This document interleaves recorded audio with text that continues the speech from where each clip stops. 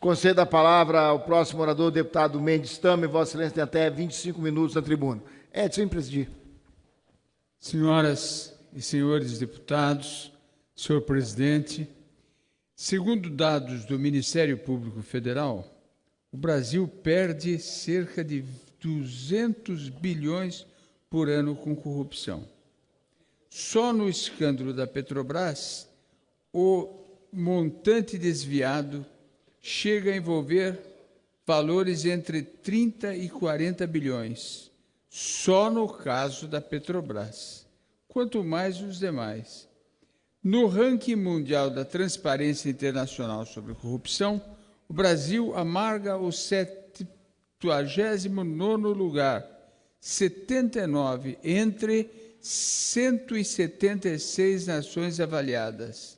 Já a Dinamarca e a Nova Zelândia não tem nada de especial em relação ao Brasil, dividem a primeira colocação como os países que apresentam os menores índices de corrupção do planeta. No ranking do Fórum Econômico Mundial, o Brasil é o quarto país mais corrupto do mundo. O país fica atrás apenas de outros três: o Chad, Bolívia e da Venezuela. A Venezuela lidera o ranking da corrupção naquela organização suíça.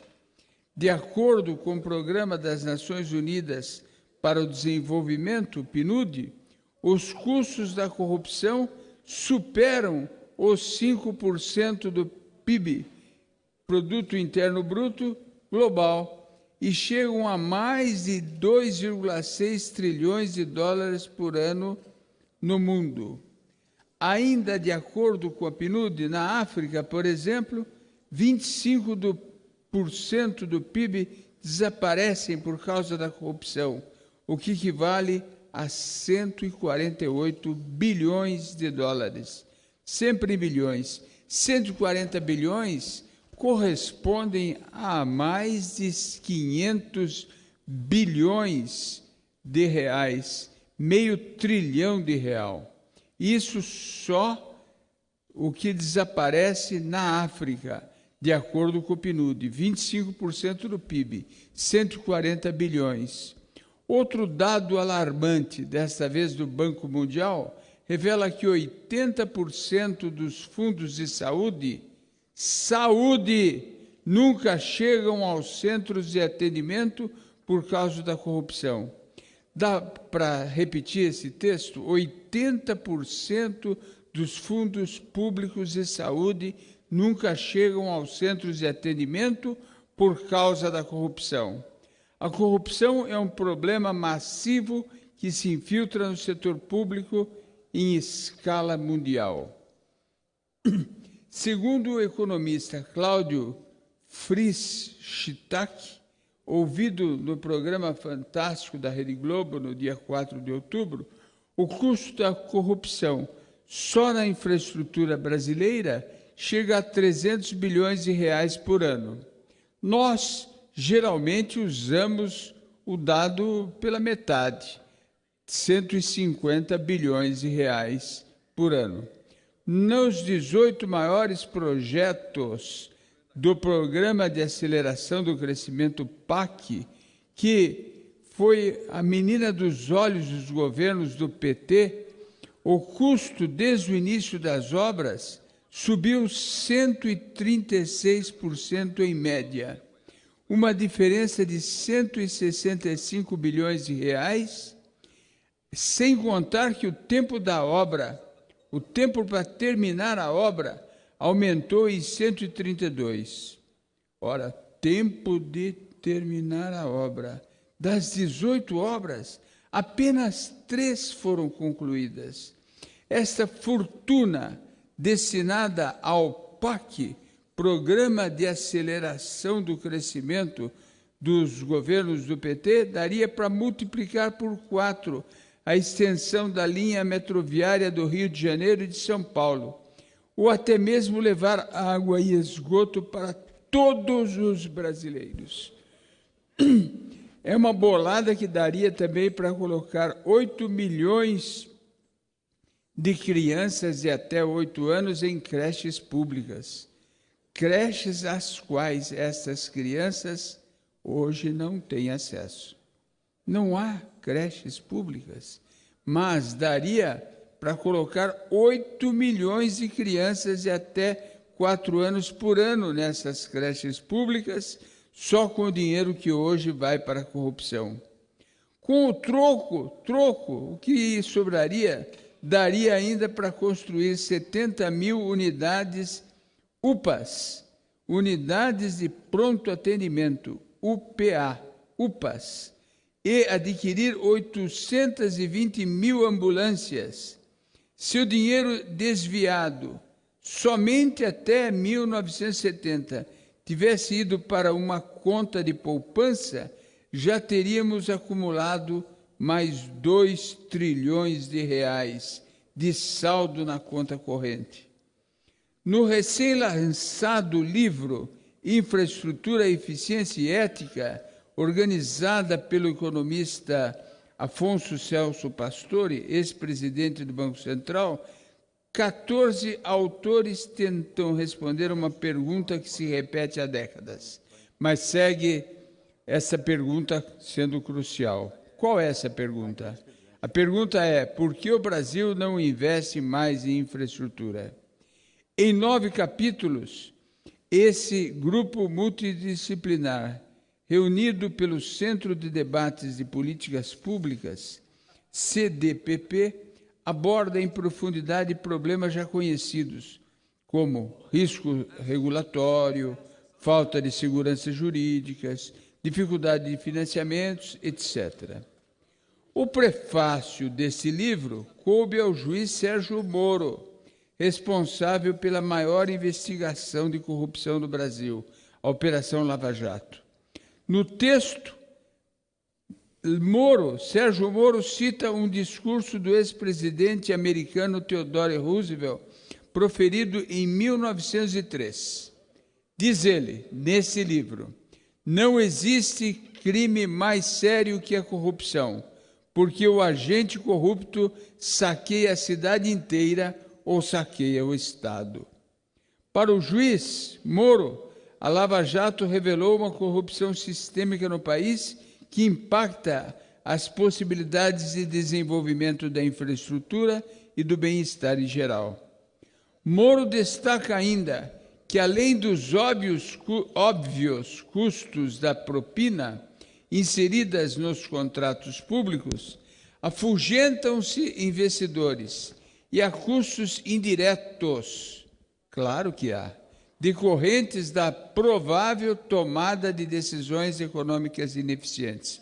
Ora, nós todos sabemos que as licitações não são as mais racionais e elas causam custos indiretos. Não são aquelas que o povo mais necessita. São aquelas onde é mais fácil roubar, onde é mais fácil delinquir. Pelo capítulo brasileiro da GOPAC, Organização Global de Parlamentares contra a Corrupção, e pela Frente Parlamentar Mista de Combate à Corrupção, organizações que presido, temos apresentado diversos projetos no sentido de prevenir e punir todos aqueles que vivem saqueando os cofres públicos. No ano passado, com aval do Ministério Público Federal, assinamos o projeto de lei 4.850, de 2016, com as 10 medidas de combate à corrupção, privilegiando a prevenção e a recuperação do dinheiro desviado.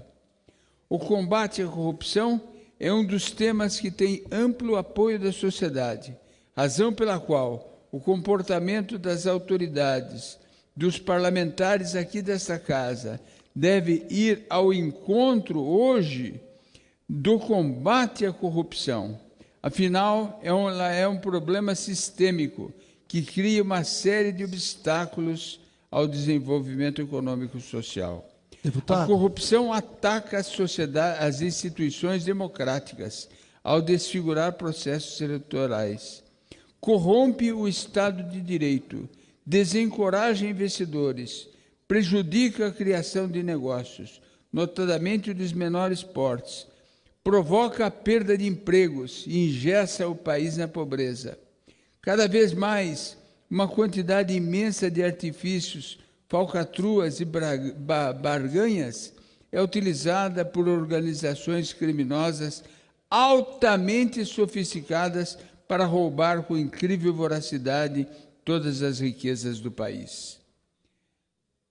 Na ganância para esvaziar os cofres públicos, vale tudo: sonegação ou projetos de lei de isenção, ainda que de parte dos impostos, desvios de verbas públicas, pagamento de propinas, lavagem de dinheiro, tráfico de influência. Enfim, chegamos à banalização da corrupção, achando que tudo é normal. As penas atuais, com seus atenuantes, réu primário, conversão de penas por trabalhos sociais, bom comportamento, redução da pena e outros, na realidade não inibem em nada os crimes de colarinho branco com dinheiro público. Senhor Pelo deputado, contrário, pois não. Quero, nesse momento, registrar o meu orgulho de ser parlamentar com o senhor. Sou testemunha de sua atuação, sempre em prol do Brasil, nas comissões, em todos os momentos que estive com o senhor, aprendi nessa casa, então quero, nesse momento, parabenizá-lo, não queria deixar passar essa oportunidade. Muito obrigado, parabéns, deputado Mendes Tame, o senhor orgulha nosso parlamento. Muito obrigado. Quero agradecer as suas palavras e incorporá-las ao meu pronunciamento. Obrigado. Pelo contrário, na certeza de penas brandas, os delinquentes até são estimulados a roubar milhões, a correrem o risco de passar poucos anos presos, em geral em cadeias diferenciadas, e logo depois estarão livres para gozar os frutos do delito. A corrupção é um crime que indiretamente mata pessoas por tirar verba da saúde, promove a fome, tira alimentos, como no caso das crianças que ficam sem a merenda escolar, tira medicamentos dos hospitais públicos e dos postos de saúde. Enfim, causa um efeito dominó que só põe em risco as pessoas mais dependentes da verba pública. O Senado aprovou este ano, por unanimidade, proposta de emenda à Constituição que extingue o Fórum Especial por Prerrogativa de Função das Unidades Federais, o chamado Foro Privilegiado. Segundo o Datafolha, 70%, mais de 70%, querem acabar com a prerrogativa de políticos com mandato e juízes de serem julgados em órgãos superiores. Discutido desde o mensalão, pelo volume de casos que impôs ao Supremo Tribunal Federal, o Foro Especial voltou ao debate com a Lava Jato, que já levou a mais de 100 inquéritos. Hoje, deputados, senadores e ministros são julgados pelo Supremo, governadores pelo Superior Tribunal de Justiça e prefeitos pelos tribunais de justiça. Deputado Mendes Tame. Pois não. Uma parte, por favor. Queria, nessa oportunidade, deixar, na condição de líder do Partido Verde que eu estou essa semana, deixar, assim, a nossa alegria, assim, a nossa oportunidade de tê-lo como parlamentar do Partido Verde aqui na Câmara dos Deputados. Dizer que o seu conteúdo, a sua integridade, a sua história, o coloca como os grandes nomes que já ocuparam a tribuna, que já ocuparam assento aqui nessa casa. Eu tenho a alegria e a oportunidade de estar aqui do meu lado o Marcos Matos, que é o diretor do Secafé, e o Sr. Nelson Carvalhais, inclusive um fã de Vossa Excelência, segundo ele, uma das mais brilhantes palestras sobre recursos hídricos que já assistiu durante toda a sua trajetória, foi ministrada pelo nobre deputado. Nelson Carvalhais, que além de tudo isso, o conhece pelo escritório Carvalhais de Santo, o mais tradicional escritório de corretagem de café do Brasil. Então, com o conteúdo que o Nelson traz, mas na condição de líder do Partido Verde, dizer que o Brasil tem na Vossa Excelência assim o respeito e o respiro que pela política é possível construir as grandes causas desse país. Tenha o nosso agradecimento, toda a bancada, uma bancada jovem, mas que tem no seu perfil esse alinhamento e a certeza que o seu conteúdo e a sua entrega para essa casa marcará os grandes momentos do Parlamento Brasileiro. Muito obrigado em nome do Partido Verde. Obrigado por tudo, muito obrigado. Obrigado, agradeço as suas palavras, a sua liderança firme, e quero mais uma vez agradecer ao Partido Verde, que tem sido motivo de grande inspiração para todos nós. Muito obrigado. A pressão pelo fim do Instituto do Foro Privilegiado por parte da população, como esse instrumento é visto por grande parte da população como um instrumento para políticos escaparem da justiça. E já forçou essa pressão da população, já forçou e alavancou a votação do projeto no Senado. O foro privilegiado no Brasil é mais amplo comparado a outros 20 países. Há uma justiça para poucos no país, inoperante e morosa na solução das disputas comuns que afetam a vida dos cidadãos. Se essa exasperante lentidão traz prejuízos à coletividade, no caso do foro especial por prerrogativa de função, ou foro privilegiado, como a população o chama, ela beneficia diretamente os envolvidos em roubalheiras. Deputados, senadores, ministros, presidentes, vice-presidente, governadores, prefeitos são parte desse universo, estimado em 22 mil pessoas, só no Brasil, que têm direito a um julgamento qualificado. Condenações são exceções, em meio à regra que é a prescrição e o protelamento das sentenças. A nossa luta no Congresso Nacional é justamente prevenir e criar mecanismos que impeçam a perpetuação da corrupção no país.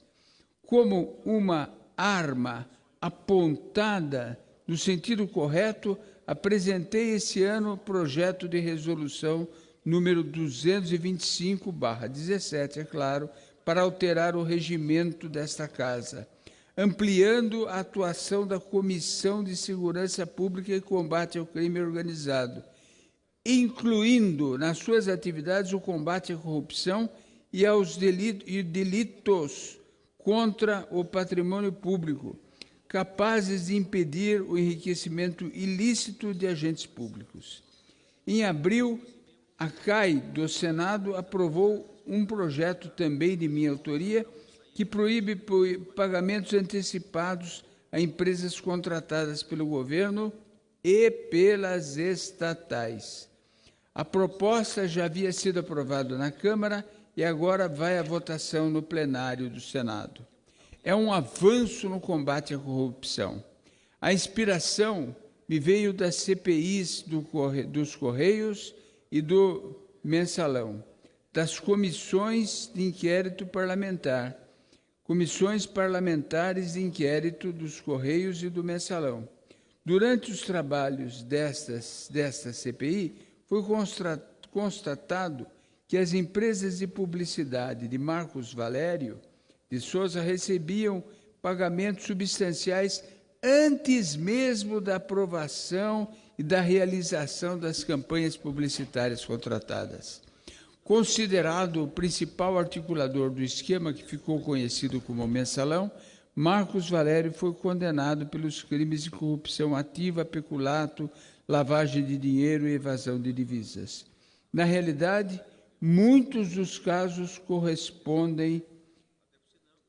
de corrupção correspondem a pagamentos antecipados por obras que ainda nem foram feitas, ou se refere àquilo que está sendo contratado dentro da lei de licitações para ser feito no futuro. Com a aprovação do projeto, essa prática será extinta, do projeto de lei que apresentamos, que já está no Senado. O pagamento antecipado não poderá mais ser feito. A lei das licitações, Lei 8.000, 666, nós brincamos que o cafezinho que muitos de nós tomamos é o café 8666. Café das estações, portanto, o café não é dos melhores, porque é o mais barato, é o que exige a Lei 8.666. Ela proíbe apenas o pagamento antes da contrapartida de bens e serviços, se isso não estiver previsto no cronograma financeiro estabelecido originalmente. A vedação apontada evidencia-se ineficiente. É imperativo proibir taxativamente antecipação de pagamentos. Segundo o levantamento da consultoria legislativa da nossa casa aqui, da Câmara dos Deputados, em abril de 2017, existem quase 300 projetos de lei tramitando na casa sobre o tema combate à corrupção. Somam-se mais 200 PLs no Senado, dando 500 PLs em tramitação. Só aqui na Câmara são 300. O combate à corrupção no Brasil passa por 5 pilares. O primeiro pilar é o fortalecimento dos órgãos fiscalizadores: Ministério Público Federal, Ministério Público Estadual, Polícia Federal, Advocacia Geral da União, Tribunal de Contas da União, Tribunais de Contas dos Estados, Conselho de Controle da Atividade Financeira do Ministério da Fazenda, COAF, entre outros. COAF, os demais 4 pilares são atualização da legislação. Nós não acreditamos num grande salvador da pátria. Nós achamos que a lei é que deve valer para todos. E todos devem se submeter à lei. Se nós tivermos leis justas, leis atualizadas, leis que preenchem os vazios, nós teremos uma democracia consolidada, moderna, eficaz. E os homens vão se adaptar, vão se adequar a essas leis. É nisso que nós estamos trabalhando. Essa é primeiro pilar, atualização da legislação. Os demais 3 pilares são aperfeiçoamento do Poder Judiciário, conscientização popular e o último, a reforma política. Deflagrada em março de 2014, a Lava Rápido é a mais longeva operação de combate à corrupção da Polícia Federal, realizada em conjunto com o Ministério Público Federal, que executa um excepcional trabalho, e a Receita Federal. Os números da organização Lava Jato são impressionantes. Dados do Ministério Público Federal, divulgados no dia 10 de maio de 2017, este ano, dão conta que foram instalados 1.434 procedimentos. Um total de 767 buscas e apreensões, 207 conduções coercitivas, 94 prisões preventivas, 103 prisões temporárias, 183 pedidos de cooperação internacional e 155 acordos de colaboração premiada firmadas com pessoas físicas e jurídicas. Até o momento, são 139 condenações, contabilizando 1.415 anos, 1 mês e 25 dias de pena. O valor total do pedido de ressarcimento aos cofres públicos, incluindo as multas, ultrapassa 38 bilhões de reais.